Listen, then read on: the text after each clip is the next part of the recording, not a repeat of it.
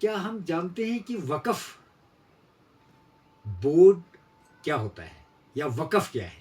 وقف عربی لفظ سے نکلا ہے وقفہ. وقفہ کا مطلب ہوتا ہے فل سٹاپ. یعنی وقف یہ وہ زمین یا جائیداد ہے جس پر فل سٹاپ لگ جاتا ہے. یعنی اس کو کوئی خرید نہیں سکتا ہے، نہ ہی فروخت کر سکتا ہے. یہ وقف کی زمین اور جائیداد یہ خدا کے نام پر دی ہوئی جائیداد اور زمین ہے. یہ کسی شخص یا ادارے کی جائیداد یا زمین نہیں ہے، بلکہ یہ مسلم سماج کی زمین ہے. یہ زمین اور جائیداد مدارس میں، مساجد میں، عیدگاہوں میں، قبرستان میں، یہ عورتوں کی بہبود کی سکیموں میں اور سکل ڈیولپمنٹ میں استعمال کی جاتی ہے.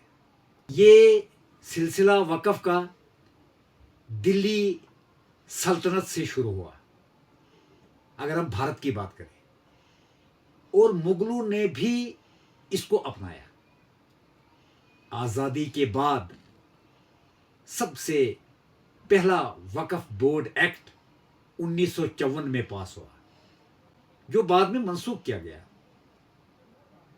1995 میں جب کانگریس کی حکومت تھی، وقف ایکٹ پاس ہوا جس میں وقف بورڈ کو مزید اختیارات دیے گئے. 2013 میں وقف بورڈ میں یعنی جس کسی مالدار شخص نے، امیر آدمی نے جو جائیداد یا زمین وقف کے خدا کے نام پر دی ہوئی تھی، تو اس ایکٹ نے وہ زمین اور جائیداد وقف نامزد کی.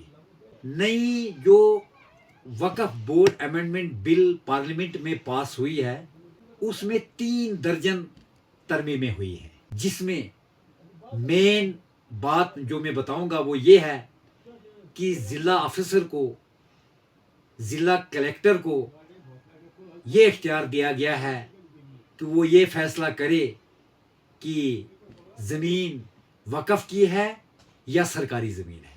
اور اس بل میں یہ بھی پاس کیا گیا ہے کہ ان زمینوں کے لیے دستاویزات اور کاغذات چاہیے.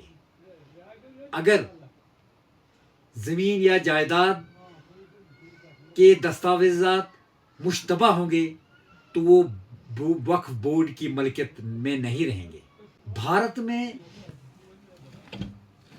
ریلوے اور آرمی کے بعد سب سے زیادہ جو زمین جس کی ملکیت میں ہے وہ وقف بورڈ کی ملکیت میں ہے. کسی نے کہا تھا کہ دنیا کے 50 چھوٹے چھوٹے ملکوں کے برابر یہ زمین ہے. لیکن اس وسیع پیمانے پر زمین ہونے کے باوجود بدعنوانی کی وجہ سے وقف بورڈ کو صرف 200 کروڑ روپے کی آمدنی ہوتی ہے. اس پر بہت ساری مسلم تنظیموں نے تنقید کی تھی اور سرکار سے اس میں شفافیت لانے کا مطالبہ کیا تھا. قانونی طور پر اگر دیکھا جائے تو وقف بورڈ کے پاس بہت ساری زمینیں ایسی ہیں جن کے دستاویزات، کاغذات گم ہو چکے ہیں. دراصل یہ زمینیں اس وقت وقف کی گئی تھی جب زبانی طور پر وقف کرنے کا رواج عام تھا اور دستاویزات کا استعمال عام نہیں تھا.